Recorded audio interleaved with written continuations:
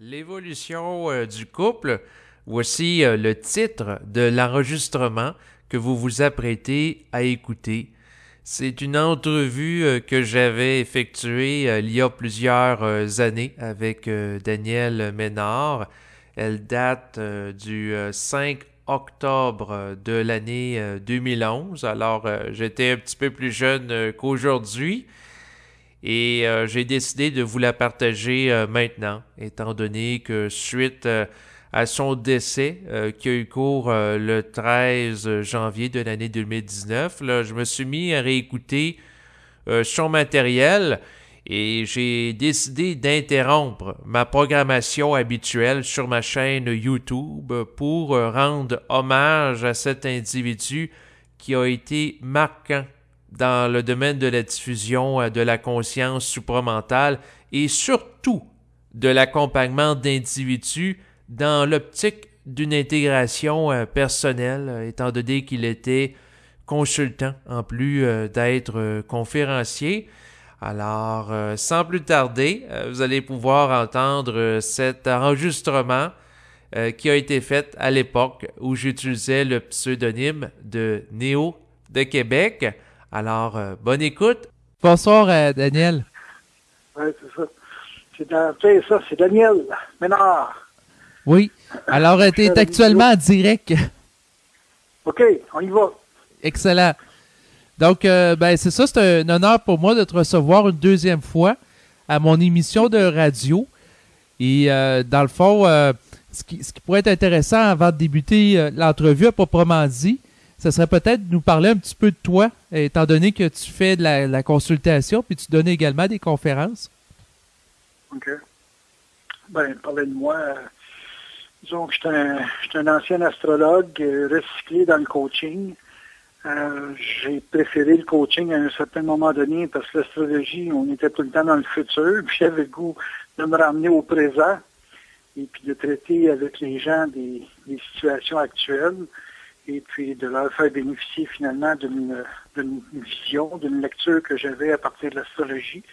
Et éventuellement, quand j'ai été mêlé aux activités de Bernard, les emmener aussi à rentrer dans une perception qui était, on va dire, plus vibratoire qu'intellectuelle.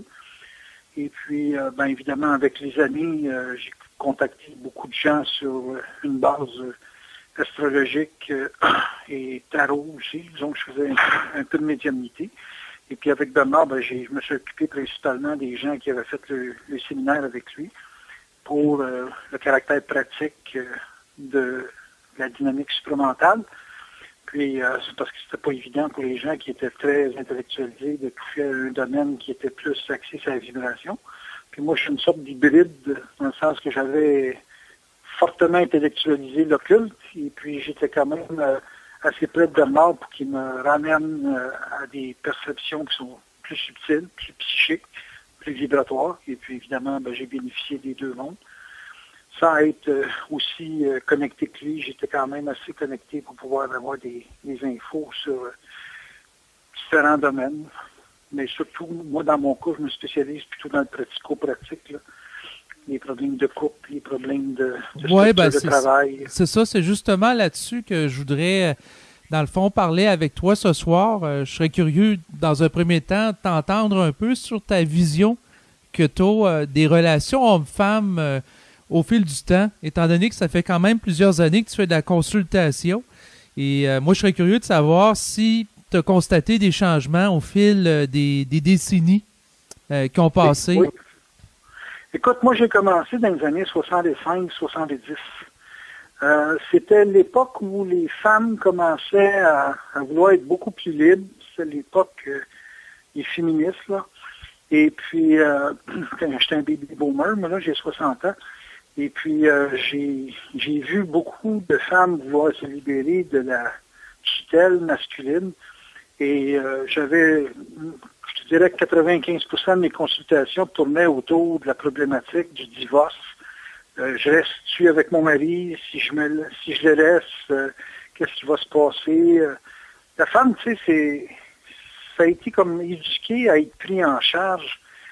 Et puis, quand il est question de devenir autonome sur le plan matériel, je te parle toujours de cette époque-là, là, des années 65-70, Et puis, quand il était question de se prendre en charge soi-même, c'est-à-dire se trouver un travail, ces choses-là, c'était une grosse affaire dans ces années-là. Une femme là, qui pensait à ça, moi je me souviens de ma mère, entre autres, là, elle disait il va marier, il y avait même une peur physique du mari, bien souvent. Et puis, c'était l'époque où on me demandait littéralement la permission de se séparer. Si je peux dire ça de même. C'est comme si les personnes essayaient de voir si c'était possible de survivre sans mari. Bon, évidemment, les nouvelles générations, ça a changé énormément. Les femmes sont devenues plus rebelles, plus autonomes aussi d'un point de vue études, d'un point de vue structure de travail. Il y a eu énormément de changements dans les années 70-80. Mais ce que j'ai vu aussi dans cette période-là, c'est qu'il y avait un tiraillement entre la femme qui veut se faire prendre en charge par une structure de couple et puis par un mari, littéralement. Puis les hommes aiment ça jouer au super-héros. Fait qu'évidemment, le gars prendre une femme en charge, c'était pas un handicap. À cette époque-là, c'était comme la norme. Là, tu sais, c'est comme ça que ça se passe dans la vie. Puis bon, ça a évolué. Les jeunes ont commencé à mettre en relief le fait que les deux devaient payer le logement, les deux devaient payer la nourriture. Il n'y avait plus du fameux mâle pourvoyeur qui apparaissait dans le décor. Moi, ça me faisait réagir un petit peu parce que j'ai été éduqué à prendre une femme en charge. Et puis c'était comme un gars qui s'enlignait pour partager les frais avec sa femme. Moi, je regardais ça comme une momoune, tu sais. Il n'y a pas de torche, ce gars-là. Ça n'a pas de force de caractère, tu sais. Et puis, avec le temps, évidemment, je peux pas dire que j'ai changé, moi, personnellement, mais je me suis adapté dans ma perception pour trouver ça un petit peu plus normal, tu sais. En fait, mon gars m'a fait voir que, bon, les femmes, s'ils ne se présentent pas dans une relation avec un facteur de participation qui est autre que de faire 4, 5, 10 enfants, là, ça devient complexe un petit peu pour eux autres de trouver où est-ce qu'il y a le part d'échange. Tu sais. Fait que je dis, OK, c'est vrai, nous autres, dans le temps, on regardait les familles à partir de 5, 6 enfants. Puis aujourd'hui, ça a changé. Fait qu'inévitablement, il y a une dynamique qui a été transformée. Et puis, bon, sur une base on va dire, écoute, de 1960 à aujourd'hui, on parle quand même pas plus que 50 ans, hein, c'est pas beaucoup. La femme a pris une position sociale extrêmement puissante. Et puis, il y en a qui ont décidé carrément de ne pas se marier puis de vivre leur vie d'une façon professionnelle, structurelle. Et puis, de se faire des petites fortunes, puis d'avoir du pouvoir qui est autre que sur le plan affectif. C'est un pouvoir carrément financier. Et puis, aujourd'hui, les couples, pour moi, c'est plus des couples comme on les a vus dans le passé, mais c'est plutôt des associations, des étapes de vie, des trades là, qu'on prend là, pour pouvoir passer à travers une étape de vie, des fois affective, d'autres fois sur le plan de structure de travail, des fois sur un plan purement de survie. Et puis, ça s'est développé en variété de relations plutôt que dans un seul modèle de relation. C'est ce que j'ai pu voir avec les années. Et je serais curieux. OK. Je serais curieux de t'entendre aussi sur comment est-ce que tu vois l'évolution des relations hommes-femmes pour les prochaines années, voire même les prochaines décennies. Si je fais abstraction du caractère éducatif, et je parle d'éducatif dans le sens que des gars comme moi, moi je suis seul depuis 13 ans, 15 ans, c'est-à-dire. Et puis, si j'allais à repenser une relation, je suis vraiment un dinosaure. J'ai le thinking du gars qui prend en charge la femme et qui se dit si j'ai pas d'argent, je peux pas me marier. Bon, OK. Les jeunes, eux autres, c'est pas ça. Les jeunes que je vois, là, je pense à mon gars, puis il y a d'autres générations plus jeunes que lui, parce qu'il y a quand même 35 ans. C'est vraiment une expérience de participation dans laquelle on veut avoir des enfants, mais on veut surtout ce qui est un mode de vie. Nous autres, à notre époque, c'était de travailler, puis c'était d'enrayer la survie le plus possible. On dirait que les jeunes ne sont pas libres de la survie, c'est pas vrai. Ils ont à travailler aussi fort que les autres, mais ils ont un axe de recherche de bien-être, de mode de vie, qui semble dominer le facteur survie. C'est comme, bon, oui, c'est vrai, on a de la survie, mais si on pense juste à ça, on va vivre comme nos parents. Et puis, là, ça amène les jeunes que je connais à mettre beaucoup l'accent, non plus sur le travail, mais sur ce qu'on va aller chercher comme avantage dans le travail pour ramener ça dans la relation ou de ramener ça dans leur intimité et puis de donner des bases de bien-être et de satisfaction à la relation qui donne le goût d'être permanent. Parce qu'on dirait qu'ils ont perdu la permanence. Ils n'ont plus le même ground, la même stabilité émotionnelle qu'avant, qu'on avait nous autres, parce qu'on était engagés comme des malades. Là, on dirait que cet engagement-là, il est conditionnel, puis il est conditionnel sur plusieurs facteurs. Je trouve que les couples se cassent vite aujourd'hui. Tu sais, mais je me suis des fois pogné sérieusement avec certains jeunes. Ils ont dit, oui, mais pourquoi endurer des problèmes? Vous autres, vous enduriez des relations sur des bases qui n'avaient pas d'allure.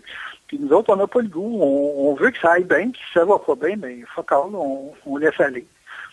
C'est dur pour du monde de mon âge de voir ça, mais c'est compréhensible si on le regarde du point de vue d'une frustration qu'on a.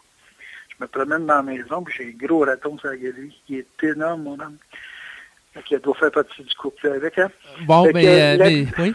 En fait, en lien avec ça, je serais curieux de t'entendre parce que en quelques décennies à peine, on a changé bout pour bout. C'est-à-dire qu'avant, les gens restaient ensemble pour être mariés parce que c'était mal vu socialement de divorcer. Comme tu le mentionnais, les gens n'étaient pas à l'aise de penser, même juste à divorcer, ils se sentaient mal à l'aise puis ils avaient besoin d'avoir une autorité extérieure qui validait là-dedans. Tandis qu'aujourd'hui, les gens, on dirait qu'on a plus de difficultés à s'engager dans le couple, puis on est plus sélectif, puis si moindrement quelque chose ne fait pas notre affaire, on met fin à la relation. C'est comme si on a passé de où ce que les gens enduraient tout, puis ça n'avait pas de bon sens. Tu sais, la personne qui se fait battre ou agressée verbalement par le partenaire, puis elle tolère ça pendant des années, tandis que l'autre, c'est le contraire. Il y a moins une petite déplaiserie, une niaiserie, puis la personne met fin à la relation, tu sais. C'est ça. C'est ça. Là, si tu me dis comment je vois ça pour les prochaines décennies. Oui, c'est ça. Moi, je pense que le balancier va revenir un petit peu. Les gens vont être plus engagés. Comme l'expliquais à l'autre émission, tu peux pas avoir une vie facile tout le temps. Là. Sans ça, tu vas dilater. Puis c'est pas le sens profond de l'existence. Il y a des périodes où il pleut, il y a des périodes où il fait soleil. Si les gens ils restent ensemble strictement quand il fait soleil, puis ils sont tout seuls quand il pleut, je sais pas, moi je trouve pas ça fort, personnellement, tu sais. Mais pas tout le monde non plus qui a eu une stabilité familiale, parce que les jeunes ont connu beaucoup de parents qui ont divorcé. Ça fragilise énormément les comportements affectifs vis-à-vis du couple, parce que c'est comme en n'ayant pas eu un modèle de stabilité, ben tu as de la misère à t'en construire un ou à t'en bâtir un. Donc, c'est évident que, si tu me dis dans 10 ans, ça dépend beaucoup du background que tu as eu. Je pense que ça devient très individuel. On peut pas généraliser, on peut pas généraliser, le couple va être comme ça. Moi, je pense qu'aujourd'hui, moi, quand les gens viennent en consultation, je t'écoute, ben, si tu es bien tout seul, et que tu n'as pas peur de vivre à deux, ça va. Si tu vis à deux et que tu as peur de vivre tout seul, ben là, tu as un problème. Parce que tu te sens constamment sous la menace d'un abandon. Fait que je pense qu'être bien seul et être capable de regarder qu'on est potentiellement capable d'être en relation sous certaines conditions, ça va. Mais c'est clair que la femme et l'homme, c'est réellement des psychologies différentes, indépendamment de comment la société peut évoluer sur une base économique ou culturelle. Donc, si tu me dirais dans 10 ans, je te dirais, écoute, c'est les mêmes patterns qu'il y a 100 ans, excepté qu'aujourd'hui, il y a la permissivité qu'on n'avait pas à cause que les religions ont éclaté, l'accès à la sexualité, c'est rendu, c'est un vrai party. Et puis, il y a beaucoup de choses qui avaient beaucoup de valeur dans le passé, qui n'ont plus de valeur autant aujourd'hui, tu sais. Fait que, tu sais, c'est pas rare d'entendre dire, ben ouais, mais j'ai couché avec 200-300 gars, puis je cherche le bon. Écoute bien, si tu as réussi à taper 200-300 mecs, puis tu cherches encore le bon, c'est parce qu'il y a peut-être un problème d'évaluation dans ton histoire, là, tu sais. Fait que c'est sûr que les gens, ils ont peut-être trop d'expérience dans un sens, ils ont perdu leur naïveté. Et puis, pour certains, je te dis pas que c'est tout, parce que ça, je te dis, c'est difficile de généraliser. Puis, ceux qui sont sujets à pouvoir rentrer en relation, souvent, ils ont tendance à le faire pour passer une étape ensemble. Ben, tu sais, ça peut être des étapes de 5 ans, 10 ans. C'est comme, j'ai toujours pensé que les gens avaient un message à livrer, c'est qu'on est tous messagers de quelque chose. Et puis quand une femme ou un homme sont ensemble, puis ils se donnent le message qu'ils ont à se donner, parce qu'il y a une certaine expertise de vie, une expérience de vie qui se partage et qui apprécie, ben, ça crée quand même un facteur d'engagement, mais pas d'engagement forever. Tu sais, un engagement qui est pour le reste de tes jours. C'est un engagement qui est simplement pour l'étape qui a passé. Puis comme on vit des étapes, on est dans une société qui permet de vivre beaucoup d'expériences, beaucoup d'étapes différentes. Ben, c'est comme les gens sont vraiment jetés après usage. Tu sais. Fait que ça, c'est un point. Oui, ben c'est ça le phénomène du partenaire jetable. Tu sais, on est là. Oui, OK. On est là-dedans. On est dans ce monde-là. Et je serais curieux... Oui? Vas-y. En fait, je serais curieux peut-être l'amener plus dans une dimension supramentale, c'est-à-dire de voir comment que pour toi, au niveau de l'esprit qui descend de plus en plus sur Terre, ça va affecter la dynamique du couple dans les prochaines années. Bon, ben, ce que ça élimine, l'esprit, c'est la peur. Donc, ce que ça élimine, c'est toute la peur de perdre l'autre. Quel genre de relation que ça donne quand tu n'as pas peur de perdre l'autre? Ben, ça donne une relation qui n'est pas basée sur la possession, puis sur le contrôle, puis la manipulation. Fait que c'est sûr qu'on est dans des échanges qui peuvent devenir beaucoup plus froides si un des partenaires commence à vouloir manipuler affectivement ou à commencer à jouer sur l'affectivité de l'autre là, comme tel. Il y a des étapes de vie, des fois tu es ensemble, mais le gars, il faut qu'il travaille, la femme, il faut qu'elle travaille. Puis l'animal, lui, il cherche tout le temps à s'approprier l'autre, l'aspect animal de l'être. Tandis que quand tu tombes dans une relation plus froide, plus mentale, ben, tu comprends des choses, puis tu es capable de vivre beaucoup d'individualité, beaucoup de solitude dans un couple. C'est pour ça que je disais tout à l'heure, c'est très important de savoir vivre seul. C'est aussi très important d'être capable de s'allier, de se donner une alliance avec une personne. Bon, c'est des grands mots, là, parce qu'en réalité, c'est pas tout à fait comme ça que ça se passe. Mais disons que d'une façon, tu me parles de vibratoire, de science du futur, puis de ces choses-là, je dirais que les gens qui vont avoir une conscience plus vibrante vont être beaucoup plus tolérants vis-à-vis de l'individualité de l'autre. En ce sens que si l'autre a besoin d'une étape de 2-3 mois où il se vit seul, tu sais, il se vit comme dans une... Il est capable d'échanger minimum, donc sa batterie n'est pas tournée vers un échange en intimité, mais tournée vers un échange plus en public. Donc, il va être capable de s'occuper puis de vivre à travers ça. Ce que dans nos parents, on ne voyait pas ça, nous autres. Puis même moi, j'étais quand même jeune, j'étais extrêmement possessif. Et puis, c'était comme, chez nous, c'est chez nous, puis je ne veux pas être personne d'autre. Si ma femme m'emmenait de la famille, il fallait que je sois averti. Puis, tu sais, ça crée des conditions. Tu sais. Tandis que je vois une relation plus mentale comme étant moins conditionnable d'un individu à un individu. Ben, il y a quand même des bases qu'il faut que soient respectées quand même, là. Mais ça va être moins conditionnable parce que ça va se lire sur la vibration. Mais pour moi, un acte vibratoire, écoute, je suis pas rendu au bout de ma vie, là, mais je vois ça comme un individu tout seul, très social. Tu sais, si tu me dirais, moi, je deviens quoi en vieillissant avec cette conscience-là, vibratoire, là, comme telle, je te dirais que je deviens une espèce d'ermite extrêmement social. Je m'entends avec tout le monde, mais j'ai pas de conflit avec personne parce que je cherche pas à m'attacher à personne. Donc, je suis un ermite, je suis capable de vivre tout seul, j'ai mes chats, je sais pas si je suis capable de vivre pas de chat, mec, là. Mais disons que, en autant que j'ai un minimum de présence, moi, dans la journée, et puis que je peux discuter, socialiser avec bien du monde, j'ai pas de tension. Tout seul aussi, je suis capable de faire un bon bout, mais j'ai besoin de la présence des gens, mais je m'attache pas aux gens au point de les rendre dépendants de ma personne. Je sais pas si tu comprends. Je regardais Bernard. Bernard, c'est un gars qui avait besoin de toujours une présence, mais c'était pas un gars qui se mêlait à outrance avec le monde, mais il était excessivement sociable dans le monde. En ce sens que quand il rencontrait des gens, ben, peu importe sa fusion, il était capable de discuter avec n'importe qui, parler avec n'importe qui, n'importe quel sujet.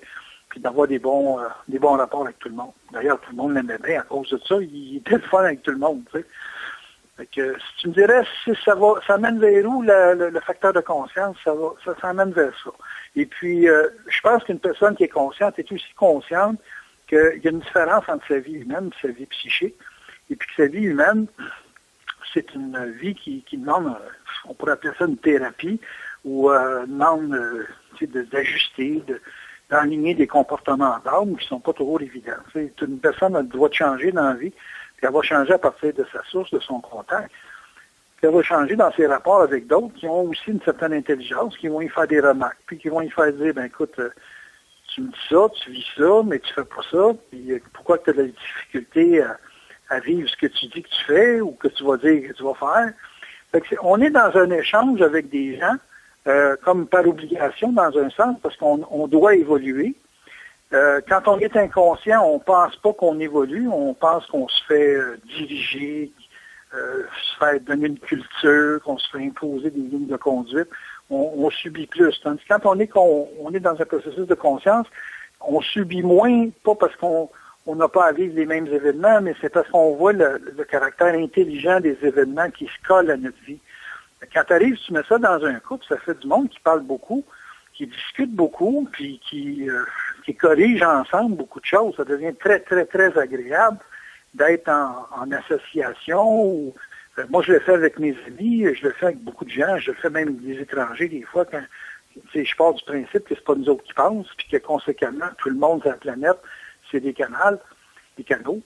Et puis, quand je parle à une personne qui n'a pas une conscience, on va dire, exemple, aussi articulée que la mienne, ça n'a pas d'importance pour moi parce que je vais lire à travers ses phrases, ses mots et ses comportements une réponse que les forces m'envoient à travers son canal, sans que la personne soit nécessairement consciente d'être canal. Fait que quand tu es dans une relation intime puis que tu as accès à une compréhension du canal de l'autre, puis à voir que, bon, quand tu dis quelque chose qui ne fait pas ton affaire, c'est peut-être un message des forces aussi, puis que tu prends le temps de le décoder, ça peut te permettre de te développer vite.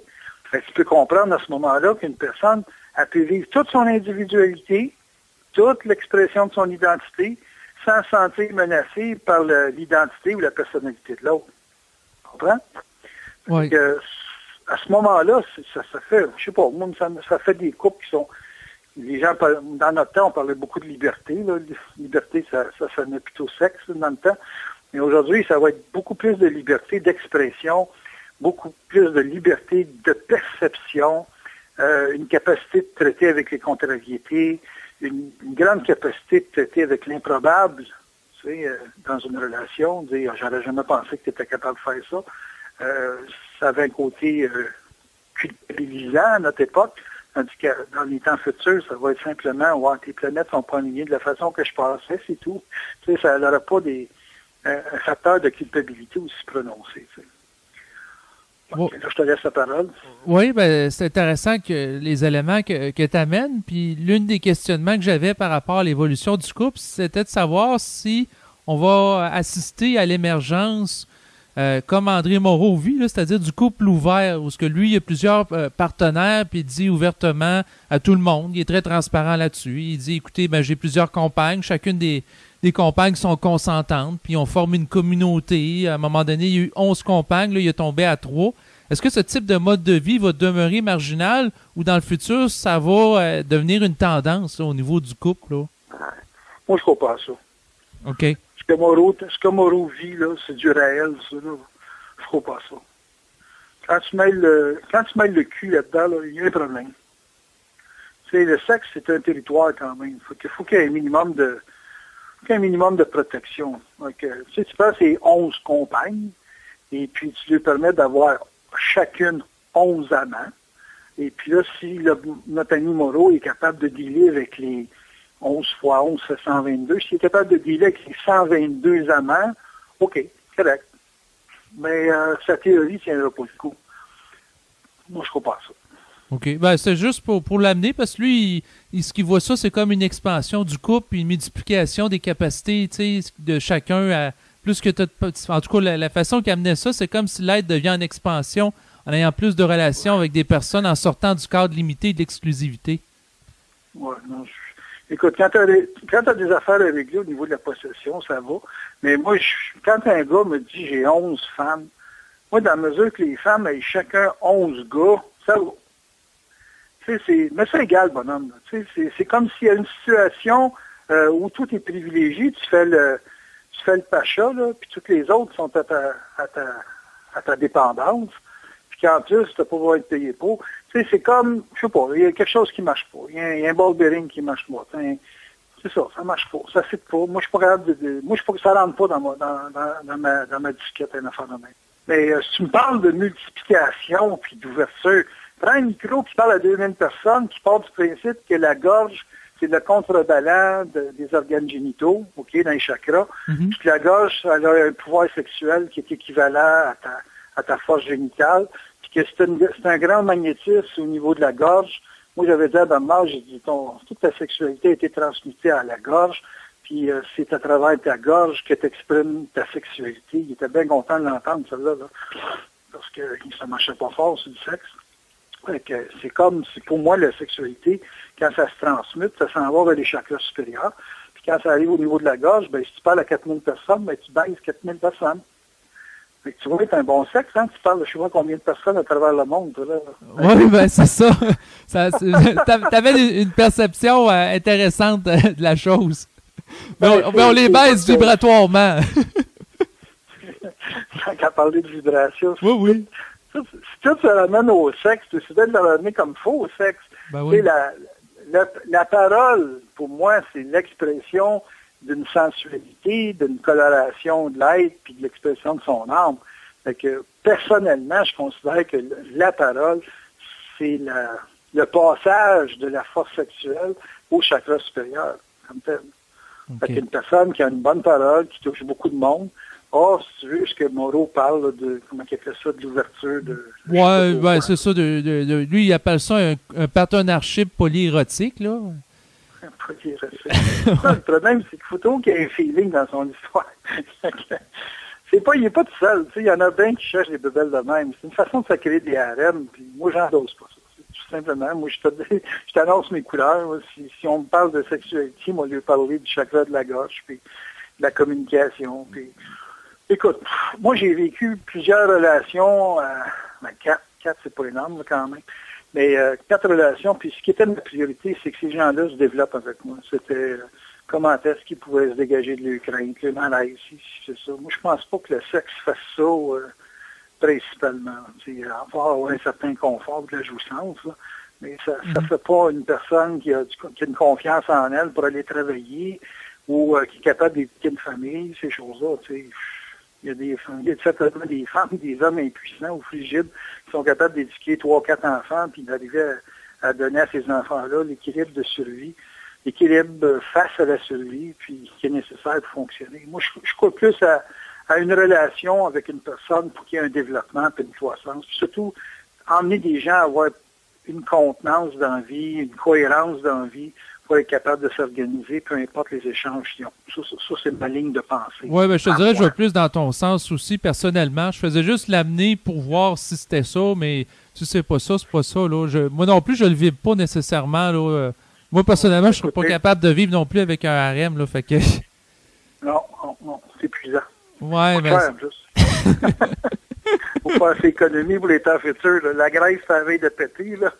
Okay. Oui, c'est ça. Mais pour continuer sur le couple, avant d'aller sur d'autres sujets, il y avait Odyssée qui posait comme question dans la salle de clavardage. Est-ce qu'un couple peut ne jamais rencontrer l'esprit de l'autre s'il reste prisonnier de l'astralité de son conjoint ou conjointe? Oui, je suis d'accord avec ça. Ouais. Oui, parce qu'il y a des relations qui sont exclusivement basées sur l'âme. Quand on parle d'astral, on parle d'âme. Parce que l'âme, astrologie, c'est l'étude des expériences humaines, de l'expérience de l'activité animale humaine qui se transmute, évidemment, pour aller chercher l'esprit dans le temps, dans le futur. Donc, il faut comprendre que des jeunes âmes où l'esprit, évidemment, est présent, mais il n'est pas manifesté d'une façon, on va dire, verbale. C'est c'est pas capté par une conscience réellement organisée, là, intellectuelle, mentale, ces choses-là. L'individu va être plus dans des recherches de sentiments, d'émotions, pour stabiliser tout ce qui polarise son être, pour stabiliser le plus possible, stabiliser étant le mot intégré. Donc, emmener l'individu à intégrer ce qu'il vit au niveau de l'âme. Et puis, oui, effectivement, il y a des vies qui s'installent plus dans des registres d'âme sur des très, très longues périodes. Ça. De toute façon, c'est plus rare de voir des gens qui ont accès à l'esprit que de voir des gens qui ont accès à l'âme. Moi, j'ai vécu une couple d'affaires difficiles là, depuis un mois, là, puis l'âme te rappelle qu'il est là.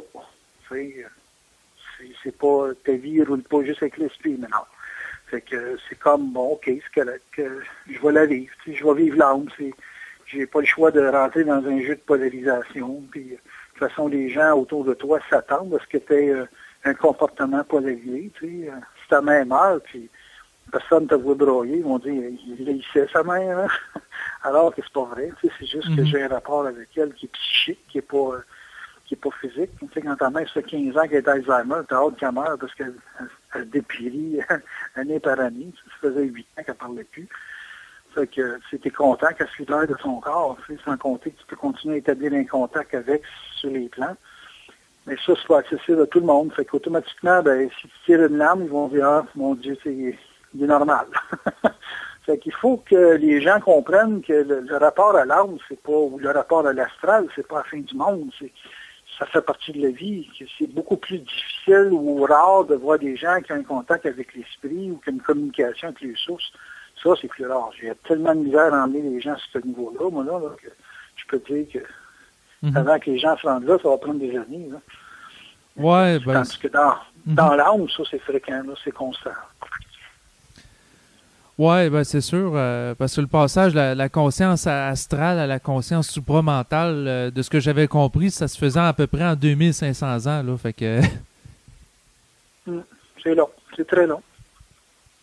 C'est très long, puis ça exige vraiment que les gens soient capables de vivre une schizophrénie temporaire, que j'appelle, là, qui est une sorte de découpage, une conscience animale, puis une conscience vibratoire. C'est vraiment... J'ai rien contre le caractère animal, là. C'est très instinctif, un animal, ça a beaucoup de capacité de survie. L'esprit, ça indique les choses, mais ça les fait vibrer, mais ça les fait pas vivre dans le corps de la même façon que l'âme est capable de le faire. Tu sais. Il y a beaucoup plus, quand on dit que quelqu'un a du cœur, quand quelqu'un a du cœur, on ne dit pas qu'il y a de l'esprit, on dit qu'il y a du cœur. Fait que c'est ça qu'on regarde à la télé, là, quand on voit un athlète pleurer après une performance ou toutes ces choses-là. C'est ça que les gens aiment, c'est ça qu'ils achètent, c'est ça qu'ils achètent dans un film. Là. Regarde les films, il y a de la tuerie, il y a de l'amour, des passions, de la survie. Les gens, c'est ça qu'ils achètent. Donc, on est dans une société quand même qui est très, très fondée sur l'âme, puis très peu sur l'esprit. Puis quand on voit des petites paroles célèbres, là, c'est donc bon, ça, c'est l'esprit qui se manifeste, mais c'est au compte-gouttes. Oui, et en fait, tu sais, il y a des phrases comme, par exemple, « Le cœur a ses raisons ». Oui. Puis il y avait une autre suite à cette phrase-là. OK. Que, je sais pas, que le cœur a ses raisons, puis il y avait une autre. Je ne me rappelle pas de la suite que la tête ne sait pas, là, tu sais, ça la même, je sais pas. Que la raison ne sait pas, je sais pas trop. Tu ne connais pas la suite de ce phrase-là, non? Non, mais c'est pas grave. Il y a peut-être par la suite quelqu'un qui va me l'envoyer par courriel ou, tu sais. Okay. En tout cas, mais sinon, il y a une question que j'avais pour toi, c'était de savoir, peut-être qu'il y a des gens qui actuellement nous écoutent, qui sont célibataires, puis qui aimeraient savoir quels conseils que tu pourrais leur donner pour se trouver un partenaire ou comment procéder d'une manière nouvelle ou vibratoire là, pour approcher la chose, tu sais? Ouais. C'est simple, mais même moi, je suis pas capable de le faire. C'est pas avoir de critères. C'est parce qu'en vieillissant, on dit, parce qu'on a rencontré du monde, là, c'est jusqu'à quoi, 16 ans, 17 ans qu'on est naïf, peut-être un peu plus pour certains. Mais c'est que quand on commence à souffrir de nos relations, on dit, ah, ça, moi, je veux plus vivre ça, moi, je veux pas ça. Si un gars ressemble à ça ou une fille a de telle attitude, moi, je suis pas intéressé. Mais ça, tu développes des critères, tu sais. Et puis, tant que tu vas avoir des critères, ben, tu vas faire de la sélection. Mais, tu sais, à un certain moment donné, peut-être que les fameux critères, c'était qui s'est créé, c'est-à-dire les chocs que tu as eus pour avoir les critères, peut-être que c'était nécessaire pour que tu fasses des prises de conscience de tes propres comportements. Je te donne un exemple. Moi, dans ma vie, j'ai eu des femmes qui étaient, on va dire, moi j'appelle ça des panthères, tu sais, des femmes avec des forts caractères. Mais mon rêve dans la vie, c'était d'emmener les gens à avoir de l'identité, puis à avoir de la force, de la contenance, de la confiance en soi. T'as pas ça c'est un frame de chat, là. Tu sais, t'as ça avec quelque chose qui rugit, qui a de la colère, qui est capable de critiquer, tu sais, qui est capable de tenir de l'opposition. Fait que, il fallait que je sois cohérent quand même, puis je l'étais pas tout le temps. Je chialais, je disais, maudit que c'est difficile à vivre. Puis ça finissait, tu sais, qu'à un moment donné, quand la personne était autonome, elle disait, bon, c'est bon d'avoir eu ce style de relation-là, mais là, j'ai le goût d'explorer d'autres choses. Puis là, la personne partait, puis là, tu disais ça comme du rejet. Et là, aujourd'hui, si j'ai le critère de ne pas vouloir me faire critiquer, ben, c'est comme si j'allais à l'envers de ce que j'ai bâti toute ma vie, c'est-à-dire de toujours vouloir être avec des gens qui avaient de la force de caractère ou qui avaient de la puissance d'impact. Mon critère me fait vivre tout seul, alors qu'en réalité, c'est avec ça que je voulais vivre. Tu comprends-tu ce que je veux dire? Ben, c'est que tu touches à l'autre extrême. C'est comme si tu t'es brûlé un peu en touchant, dans le fond, à des gens qui ont beaucoup de force de caractère, puis tu as touché un petit peu à l'aspect négatif de ça, puis là, tu veux passer à l'autre bout. Oui, puis là, ben, qu'est-ce que tu fais, là? Tu sais, t'as voulu ça, t'as voulu vivre avec ça, puis là, t'as le critère de ne pas vouloir le vivre. Fait que tu restes seul. Ouais. Parce que si moi je m'enligne sur des caractères trop smooth, trop faciles, je vais m'ennuyer pour mourir. Là, je vais chialer encore. Ouais, ben il y avait une phrase qui disait, en tout cas, qu'on n'apprécie pas des fois ce qu'on veut ou fais attention à ce que tu demandes parce que tu pourrais l'avoir, tu sais. C'est ça, exactement. Fait que je pense qu'aujourd'hui, les célibataires, ils ont peur de ce qu'ils ont besoin. Ils ont besoin d'un type de relation, mais ils en ont peur parce qu'ils sont pas sûrs de le contenir. Mm-hmm. Tu sais, la femme a dit, moi, j'aimerais ça avoir un gars qui a du caractère, qui va me protéger, que je vais être en sécurité quand je vais dormir à côté de lui. Par contre, on veut pas qu'il y ait une grosse voix, on veut pas qu'il parle trop fort, on veut pas qu'il soit brusque, on veut. Mais c'est parce que là, tu commences à mêler des contradictions. Tu sais, si le gars, il a des mains tout efféminées, il ne demande pas de taper dans les murs pour le défoncer, là, parce qu'il n'y a pas la force de faire ça. Là. Mais c'est la force que tu cherches. Fait que, tu sais, moi, je regarde les commandes d'épicerie que les femmes font pour les gars, parce que moi, c'est surtout des femmes que je rencontre. Puis dans les commandes d'épicerie, il y a beaucoup de contradictions. Là. Tu sais, je veux un gars de même. Ouais, c'est ça. Mais le gars, lui, vas-tu vouloir vivre avec toi, avec tout ce que tu demandes? C'est des méchants checklists qu'il faut traverser. Là. Donc, donner un conseil aux célibataires. Si vous n'avez pas de critères et vous rencontrez un gars qui n'a pas de critères, vous avez des chances d'essayer de faire quelque chose. Mais il n'y a pas personne qui essaye quand c'est conditionnel A, puis A, puis A. Je me souviens, j'avais été dans des espèces d'agences de rencontres par téléphone. Là. Mm-hmm. Puis, la fille au téléphone, la seule chose qu'elle voulait savoir, c'est le salaire que je faisais. Puis, elle voulait savoir au téléphone si j'étais autoritaire, ces choses-là.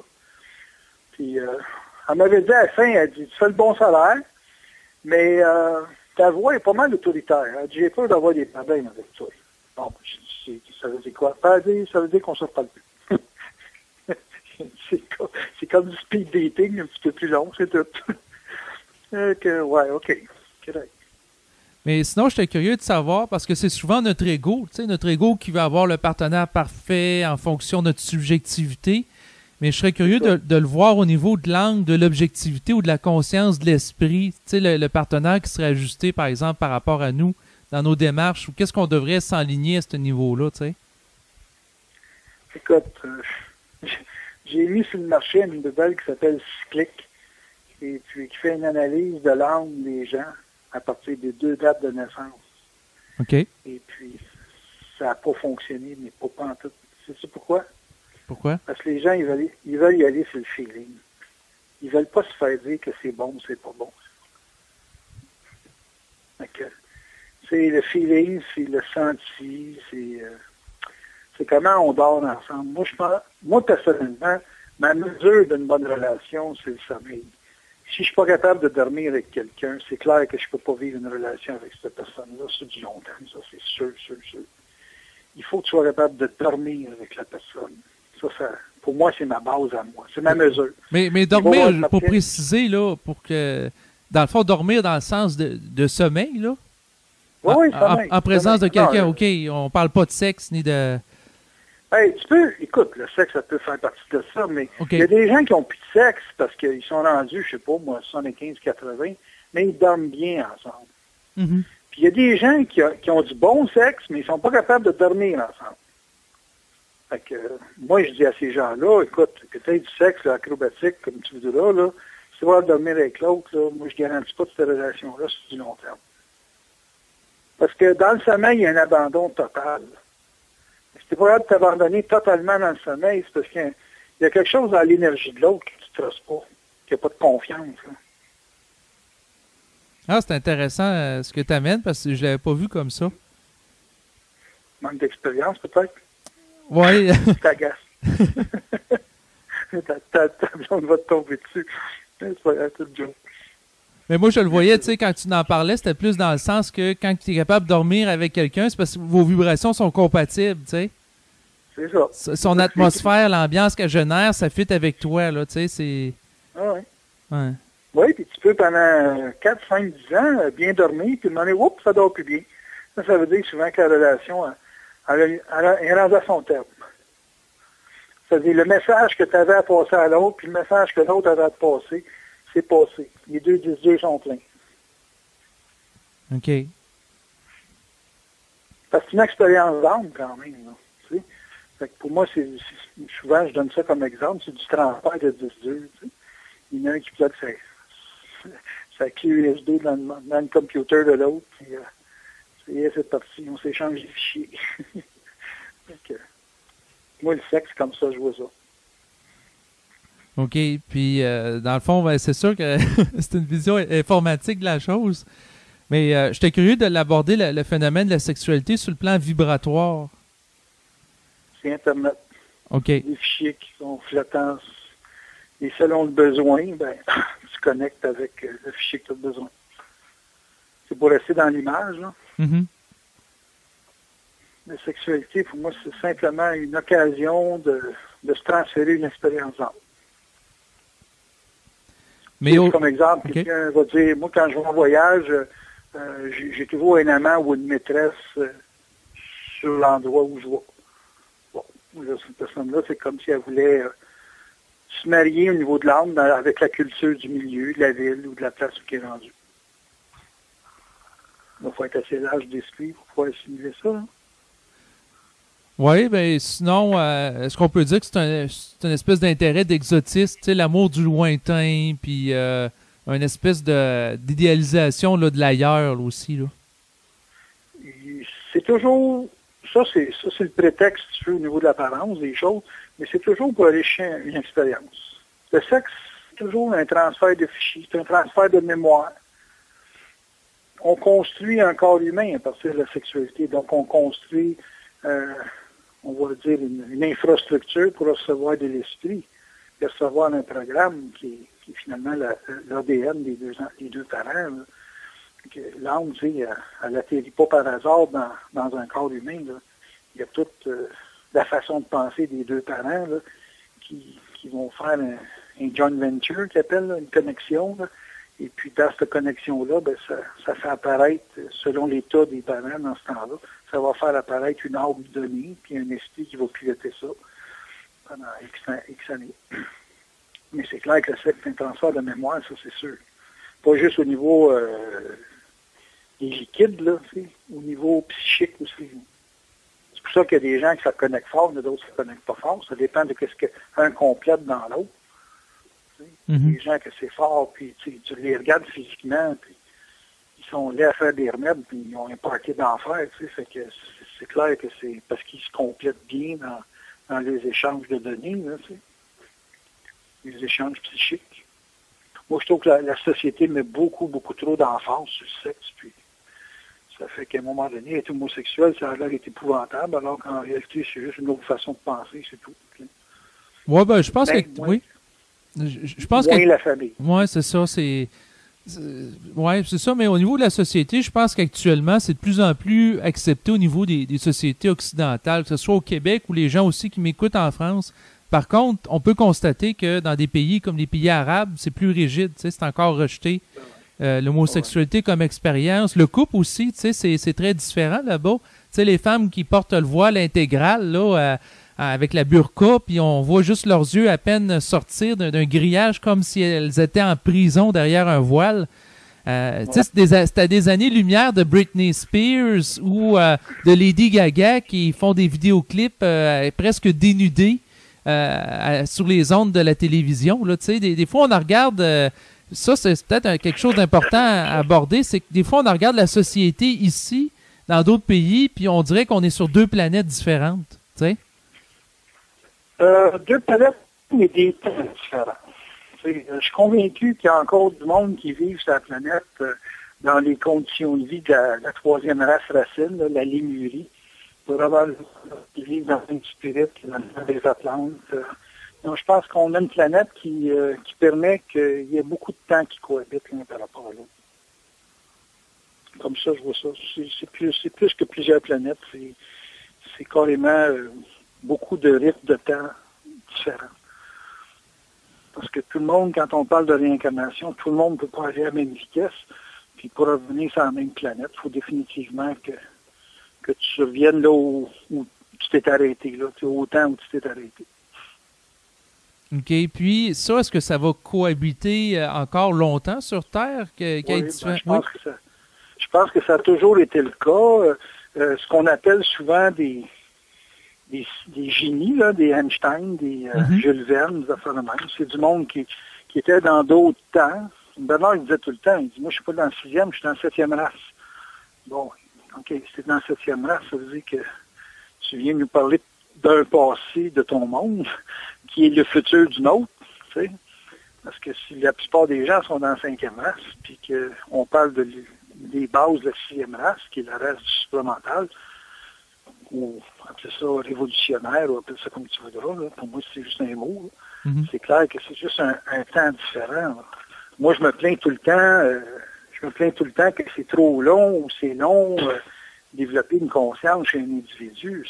Écoute, si moi je suis dans un temps de 200-300 ans en avant de mon temps, c'est sûr que c'est long parce que la personne, ça va lui prendre 100, 150, 200 ans, deux, trois étapes de vie avant d'arriver à une perception vibratoire. Puis on peut cohabiter dans la même époque, mais on n'est pas nécessairement dans le même temps mental, j'entends.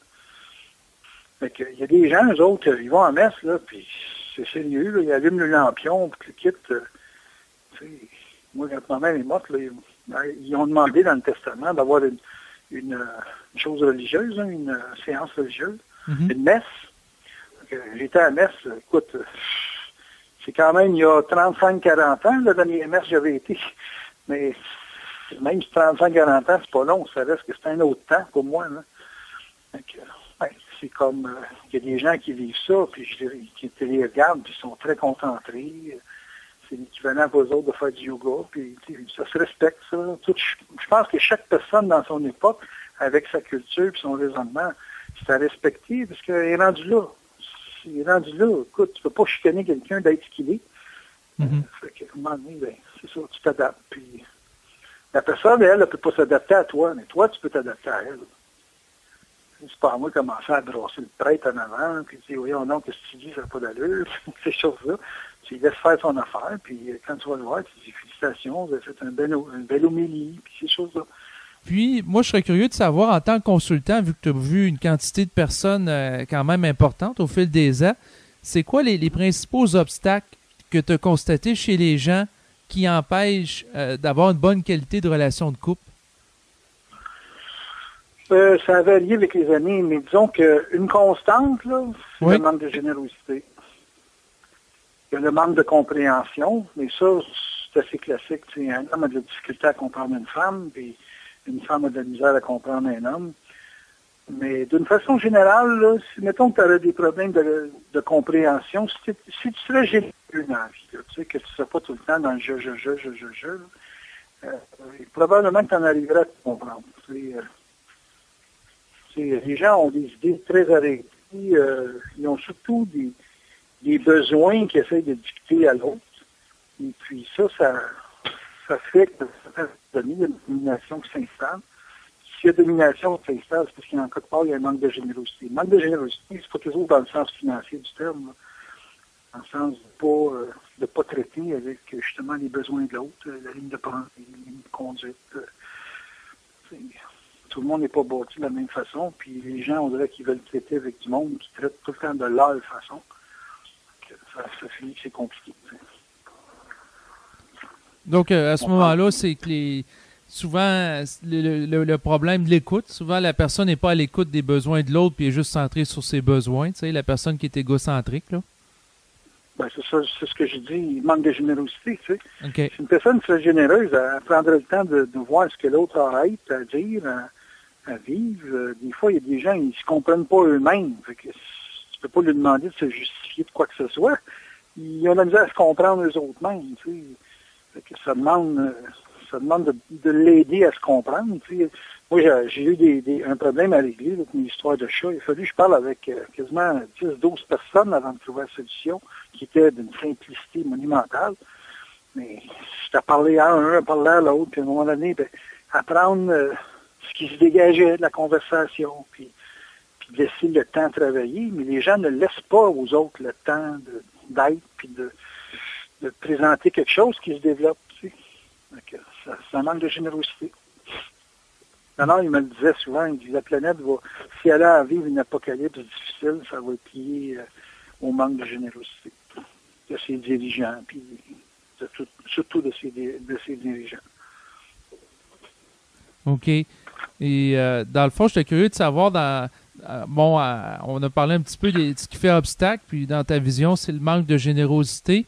Mais qu'est-ce qui serait à présent l'atout pour qu'il y ait une harmonie dans un couple, que l'énergie passe, que ça fonctionne bien? Quelle serait la qualité ou l'attribut qui serait... Le besoin. Comment? Le besoin. Il faut avoir besoin de l'autre. Tu sais, si tu veux manger, tu as faim. Si tu as besoin de manger, si tu as faim, tu vas manger. Mm-hmm. Tu vas pouvoir apprécier d'autant plus que tu as bien faim. Plus tu as faim, plus tu es capable de prendre une bouffe relative. Ben là, ça revient quasiment au sexe. Comment? Je n'ai pas compris. Non, j'ai dit ça me fait penser au sexe. Plus que tu as faim, plus que tu vas avoir une libido qui est forte, puis le besoin va être fort de l'autre. Ben, le besoin n'est pas nécessairement de l'autre, mais tu as des bonnes chances de te faire accompagner. Si moi j'ai bien faim, puis j'ai dit à quelqu'un, il est au restaurant, il dit, je vais prendre un café avec toi. Fait que déjà, tu à la base. Puis rendu là-bas, il dit, je vais peut-être prendre un dessert. Puis finalement, il mange, mais il n'a pas l'intention de manger, mais tu as stimulé l'appétit par ton besoin, là, tu sais. Mais définitivement, pas de besoin. C'est clair que c'est très, très, très difficile d'engager une relation, ça, c'est sûr. Puis, tu sais, j'expliquais dans une conférence l'importance d'être utile et en même temps d'être satisfaisant.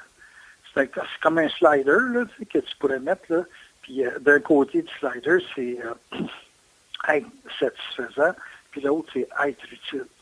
Il y a des gens qui passent leur temps dans la vie à être utile pour l'autre. L'autre, tant qu'il est en construction, ça va. Mais à un moment donné, tu es tanné de la bâtir, la maison que tu veux vivre dedans. Là.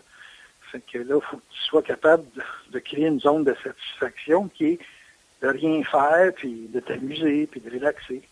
Il y en a d'autres, eux autres, c'est le contraire. Ils donnent beaucoup de satisfaction, mais ils ont de la difficulté à être utiles. Fait que, je sais pas, le gars ou la fille, ils vont ensemble, ils vont avoir du bon temps, mais ils n'ont pas de capacité de construction ensemble. Fait que à ce moment-là, c'est parce qu'ils ne sont pas utiles. Mais on pourrait dire que le couple parfait, c'est les personnes qui sont à la fois utiles et satisfaisantes l'un pour l'autre.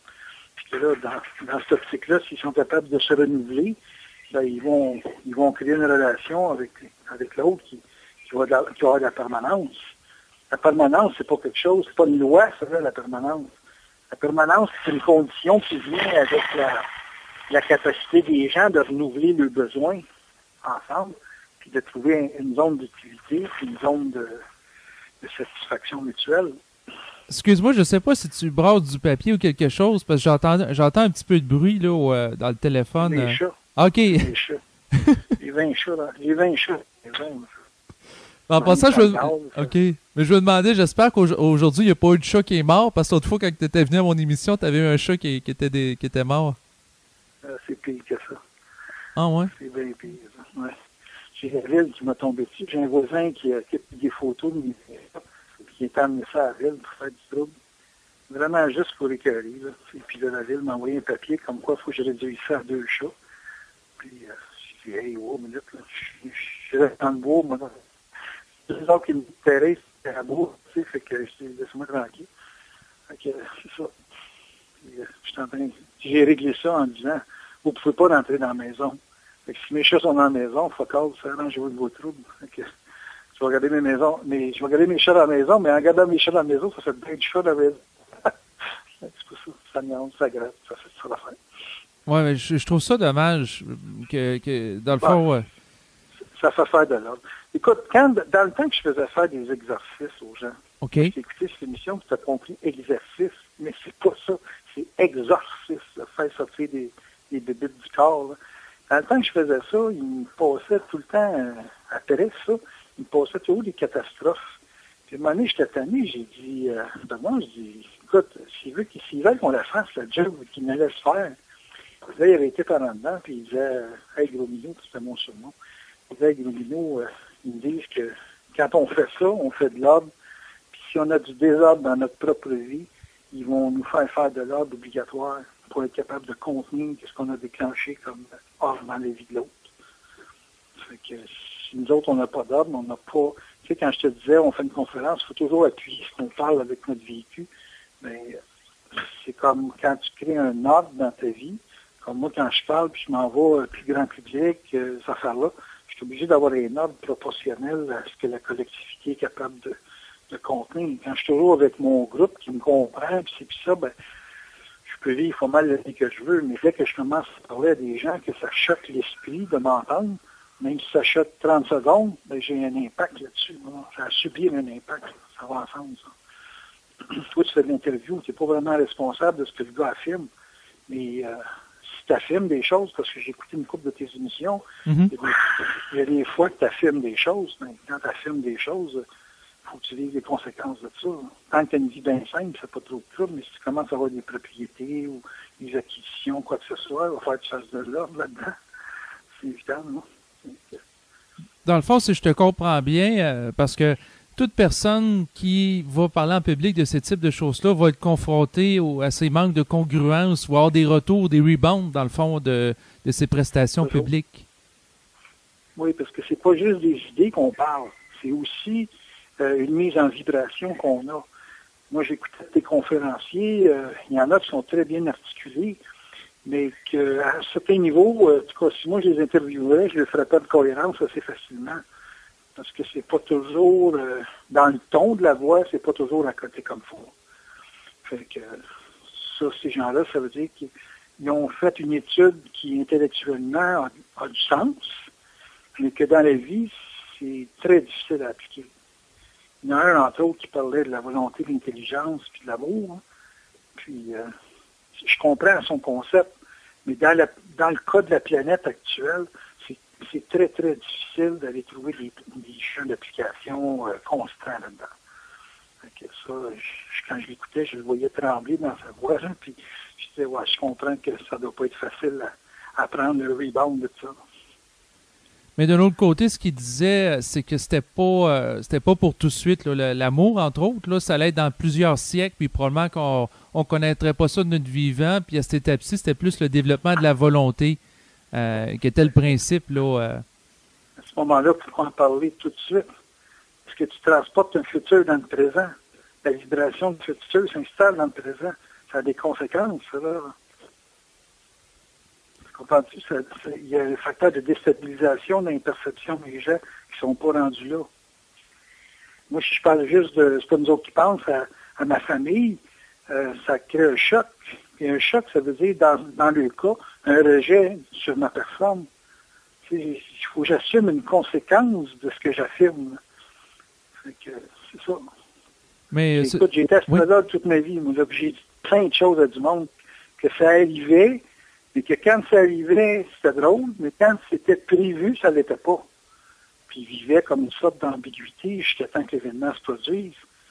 Puis c'est une des grandes raisons pourquoi j'ai laissé l'astrologie sur le plan prévisionnel, puis je m'en suis en allé sur le plan, exemple, dire à un enfant ses dispositions pour le travail, ou sa carrière, ou sa profession dans la vie, là, tu sais. Je sortais de la prévision, puis c'est comme je disais, tu as des très, très fortes tendances, alors que pour moi, dans ma tête, c'était pas des tendances, c'était une évidence qui était pour arriver là. Puis je faisais attention à mes mots, parce que je savais comment les gens fonctionnent. Et c'est très important quand les gens en parlent, puis qu'ils font de la futurologie, qu'ils mettent pas trop de cœur là-dedans, parce qu'ils vont se faire défoncer dans les semaines qui suivent, là, comme tel.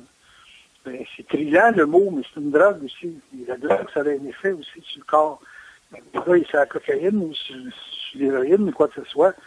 Il a un beau trip quand il est dessus, mais quand il tombe dans le cold turkey, là, c'est pas évident. La parole, ça fait un effet comme un peu similaire à ça aussi. Mais c'est plus naturel, mettons. C'est moins chimique, mais ça a des effets psychiques aussi. Tu sais. Oui, ben ça peut être intéressant d'aborder ça, les contre-coups de la parole, pour justement que les gens qui nous écoutent, si on le goût d'en parler à d'autres personnes, etc., de ce que je comprends, c'est de faire beaucoup attention, là. Tu sais, dans le sens la principale chose qu'il faut faire attention, c'est qu'il faut que ce que tu parles, ça a été vécu. Si tu as vécu la vibration, l'événement, la situation, là, à ce moment-là, c'est plus... je comprends qu'il y a des gens qui disent, moi, je ne crois pas à ça, c'est pas nous autres qui pensent. J'ai pas de misère avec ça. Parce qu'ils n'ont pas vécu l'expérience d'être en relation directe avec leur esprit consciemment. Là. On est tout le temps en relation avec notre esprit, mais on n'est pas capable de faire la différence entre un mouvement de l'esprit et un mouvement de l'âme. Bon, ça, je comprends ça. Mais que la personne dit, j'y crois pas, je trouve ça normal qu'elle ne croit pas, elle l'a pas conscientisé, elle l'a pas vu. Mais parle-en pas, non. Elle va pas lancer des affirmations pour répéter. Moi, je vois bien des gens, des fois, qui parlent des choses, c'est juste pour se donner un style, là. Et ça fait hot d'être de même. Ça fait in de parler comme ça.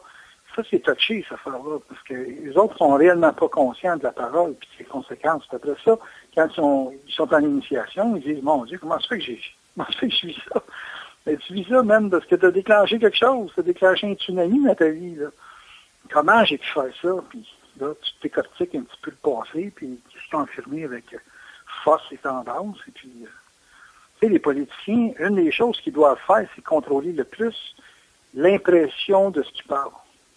Tu regardes des politiciens, des gars, des avocats, des choses du genre qui vont parler avec des intervieweurs à la télévision ou à la radio. Puis ces gars-là surveillent énormément l'impact de leurs paroles. Ils sont très, très conscients que s'ils donnent une rumeur dans le ton, ça va avoir un déferlement incroyable sur la scène publique. Ils doivent apprendre à maîtriser l'impact, la conséquence des mots. Puis ils deviennent des maîtres, ces gens-là. Puis une personne qui maîtrise très bien la parole, il a énormément de charisme, puis il va passer facilement pour un gourou de quelque chose. Tu sais. Un gars comme Steve Jobs qui est mort, c'est un gourou de quelque chose, là. Quand tu parlais, là, n'importe quoi, ça avait... écoute, son stock a baissé de 20$ quand il a annoncé le nouveau iPhone 4S. Le monde s'attendait à un iPhone 5, puis là, ils ont dit iPhone 4S. Ça a instantanément, ça a baissé de 20$ le stock. Fait que tu vois que la parole, l'impression, les idées que les gens se font, ça a énormément d'impact.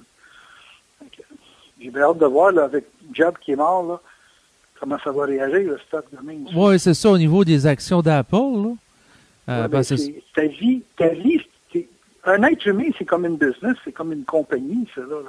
Fait que tout ce qui dégage, tout ce qui rayonne, tout ce qui a de l'air d'eux, ça affecte sa valeur boursière. Ça veut dire que ça affecte l'impression qu'il crée pour son environnement, qui vont lui faire confiance ou qui vont lui donner du crédit ou ces choses-là. Moi, j'ai beaucoup de gens dans mes proches qui me font énormément de crédit. Puis il y a énormément de gens aussi qui ne m'aiment pas à fraise parce qu'ils ne peuvent pas saisir le sens de mon travail ou ils ne peuvent pas traiter avec le caractère choquant de mon personnage quand je travaille ou que je suis dans une zone d'affirmation que les autres sont pas capables de traiter avec. Mais tu sais, je cherche pas à me faire des amis, mais comme j'expliquais, là, tu sais, si j'ai des amis, c'est parce que c'est des gens qui me contiennent. Ceux qui ne me contiennent pas, ben, on se reverra dans nos vies, là. Mais c'est bien évident que la plupart des gens ne sont pas conscients que leur parole a de l'impact. Et puis, ils vont dire, en guillemets, n'importe quoi. Mais que dans le n'importe quoi, ça a quand même une résonance dans la tête des autres. Même, souvent, on était avec Donald, puis j'étais tout le temps un petit peu comme en challenge avec Donald. Puis, je dis, on joke ensemble. Il dit, oui, vous jokez pas, vous faites juste parler d'une façon relaxe de votre dualité, de votre divergence. Puis, lui, il prenait pas ça comme de l'humour. L'humour, pour lui, c'était aussi sérieux qu'une conférence à la conscience. C'est parce qu'il voyait la vibration en arrière de. Il voyait pas juste le ton puis la coloration des choses. Ça allait plus loin que ça. Ça a beaucoup, beaucoup d'impact, la parole. Ça ne pas dire à quel point. Puis, ça voyage chez les plans. C'est vite comme l'éclair, ça. C'est psychique. C'est ça. Oui, ben, je pense que c'est un élément important à aborder parce que si je te comprends bien, quelqu'un qui prend de la parole en public à large, mettons quelqu'un qui passerait à Tout le monde en parle, pour donner un exemple, là, qui est une émission très écoutée au Québec, d'une manière vibratoire, j'imagine que le choc en contre-coup serait considérable. Là, regarde, Nelly Arcan. Oui. Nelly Arcan, moi j'ai vu l'émission de Nelly Arcan, puis j'ai vu que bon, elle s'est suicidée, puis qu'elle a laissé un texte là, comme quoi ça dégageait quasiment qu'elle s'est suicidée parce qu'elle a passé à Tout le monde en parle. Puis là, Guillaume Lepage a été obligé de se défendre à l'émission de 98,5 de Paul Arcand. Puis, moi, j'ai écouté l'émission après, puis je sais pas, je trouve que c'est elle qui courait après le trouble. C'était pas Guillaume. Guillaume, il a simplement suivi ce qu'elle présentait, puis la nature de son livre, puis tout ce qu'il y a dessus, puis on dirait qu'elle avait reviré son chapeau de bord. Puis ça, ben, c'était son problème à elle. Mais elle donnait l'impression d'une femme qui laissait, qui mourait puis qui laissait en héritage que c'était la faute à tout le monde en parle. Mais tu sais, si une personne se manifeste par l'écrit, se manifeste par la parole, comme elle le faisait, puis qu'elle n'était pas capable de le contenir, n'était pas capable de l'assumer, ou que tu l'as déjà assumé puis contenu, puis que là, tu veux te libérer de ça, puis te dégager de cette image-là, ben écoute, c'est un travail équivalent à faire, là, de désamorçage. Mais elle avait nourri l'amorce tellement que là, à un moment donné, elle ne pouvait probablement plus se retirer d'une image qu'elle s'était créée, qu'elle ne voulait plus. C'est pour ça que je te dis, là, la parole, l'écriture, ça a des conséquences. Elle s'est fait prendre dans la conséquence de ses affirmations, puis du modèle de vie qu'elle s'est donné. Puis quand elle passe dans des émissions comme ça, souvent te dire qu'un petit son dans un amplificateur de 800 000 watts, là, ça crache, là. Donc, c'est ça qui arrive dans des émissions de même. Tout est amplifié. Et, moi, j'ai regardé ton émission. Oui. On n'a pas pogné 100 personnes encore, là. Fait que, dans un sens, ça nous protège. On peut dire n'importe quoi. Mais si on avait 1 million, 2 millions de personnes sur la ligne, on se sentirait différent, là, quand on se parle. Je suis obligé de traiter avec un langage un petit peu plus à la française. Parce qu'on le sentirait. On sentirait à distance. J'en ai fait de la radio et de la télévision, là. On va dire que c'est pas le même feeling, pas tout. Très, très différent. Ouais, ben, c'est... Plus le public, plus tu as l'impact, plus tu la sens, la fameuse vibration. Et à ce niveau... années? Oui. On pense tout le temps partir en même temps. Ouais. Mais à ce niveau-là, je me demandais, est-ce que l'individu, justement, qui parle dans un vaste public, dans un média de masse, est-ce qu'il va être davantage victime d'attaques psychiques de la part des gens qui peuvent l'écouter et qui sont astralisés? La réponse, c'est oui. Mais la personne, il ne faut pas t'oublier, elle a un destin. elle a une capacité, on pourrait presque dire inconsciente, d'encaisser des choses qui sont marquées pour qu'elle vive. Tu sais, moi, je connais des gens qui sont en politique, qui ont le gabarit pour prendre le rejet. Qu'une personne qui est conseillère, mettons, municipale, n'a pas le gabarit. Qu'une personne dans la rue n'a pas le gabarit pour prendre le rejet. Moi, je me souviens une fois, Bernard, on était au Sheraton Laval, il y avait à peu près, je dirais, 250-300 personnes dans la salle. La salle était pleine. Moi, j'étais assis sur le côté, puis Bernard, il me fait venir au micro. Puis la conférence n'était pas commencée. Puis il me dit à moi, il dit, monte au podium. Là, je monte au podium. Il dit, tu veux-tu faire les premiers 5 minutes? Fait que là, je sentais la salle, tu sais. Puis je sentais la salle qui me regardait parce que j'étais sur le podium. Et puis, m'a dit, j'étais plus habitué à travailler avec 20-25 personnes que de travailler avec 250 personnes. Puis là, je me suis retourné de bord, je dis à Bernard, je dis non, je suis pas prête. Il dit, OK, c'est correct, puis il riait, tu comprends bien. Sans vouloir dire, parler, puis il a parlé, mais tu sais, parler, il y a aussi, tu parles à du monde, puis quand tu parles à du monde, ça dégage. Ça dégage énormément. Et puis, une couple de fois, il s'est présenté comme ça, avec moins de volume. Des fois, c'était dans des intensifs. Puis il me disait, viens pas en avant, tu sais.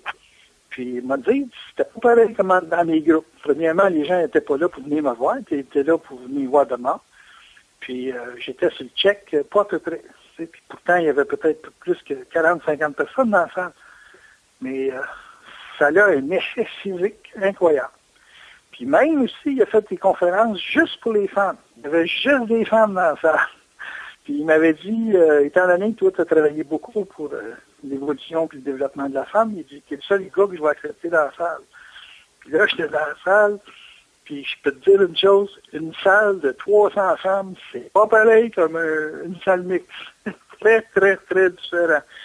Et puis, c'est pas dans le sens péjoratif, là. C'est dans le sens tout simplement que ça dégage pas la même vibration. Ça l'écoute pas de la même façon. Puis je te dis, là, une personne qui écoute, quand on a 400 qui écoutent et qui sont sur la même ligne de pensée, tu le sens. C'est comme s'il y avait juste une personne qui parlait fort, même si c'est des gens qui écoutent. C'est bien, bien spécial. Fait que les gens qui explorent la parole, ils devraient explorer s'ils ont la chance de vivre avec du volume, là, puis vivre avec des gens qui ont souvent une approche très divergente de la leur pour que tu puisses vivre ça, toute la notion de rejet, puis de notion de débattre son point avec autre chose que juste une idée. Débattre aussi avec tout le jeu de l'âme, puis la passion intense, ces choses-là. C'est des variantes ça, qui sont intéressantes à intégrer au cours d'une vie. Ça. Oui, mais sinon, pour en revenir au couple, est-ce que la parole, dans le fond, vibratoire, ça peut être un outil d'évolution dans le couple? Écoute, je serais curieux de voir comment que les gens peuvent faire une différence entre une parole vibratoire, puis une parole psychologique, puis une parole mécanique. Là. Je pense pas qu'une personne, quand elle parle, elle essaye de passer autre chose que son besoin à l'autre. Et puis, il y en a qui vont le vibrer différemment selon le gabarit physique qu'ils ont, puis selon aussi les intentions qu'ils ont. Quand arrive une parole dite vibratoire, pour moi, ça représente simplement que tu es réellement en contact avec l'esprit de l'autre. Donc, tu reconnais en principe que la personne a une lecture de ta personne qui est au-delà de l'aspect purement expérimental de ta vie, de la vie. Tu sais. Et puis, elle te voit finalement comme un événement dans sa vie, non pas comme un être humain strictement. Moi, souvent, quand je suis avec des gens, puis que je vis une sorte de divergence psychologique avec eux autres, je m'arrête, puis j'essaie de regarder pourquoi les forces me mettent cette personne-là dans ma soupe pour essayer de comprendre son message. On va dire les forces d'évolution vont favoriser l'accroissement et non pas une finalité. La finalité que les gens cherchent, c'est pas nécessairement ce qui va permettre de faire des enfants, là. Parce que la finalité, c'est comme pour les vieillards, tandis que pour l'évolution, c'est la jeunesse. Moi, je te parle parce que tu es la jeunesse, c'est l'élément qui, moi, quand je vais disparaître, tu vas continuer, tu comprends-tu? Oui, ben c'est intéressant, ça conclut bien cette entrevue. Donc, dans le fond, encore une fois, je te remercie d'avoir accepté de nouveau l'invitation. Mhm. Donc, à bientôt. Bonsoir à tous et puis peut-être à une prochaine. Parfait. Selon un besoin de Néo. Oui, les besoins, ça conclut bien. OK, bye. Bye-bye.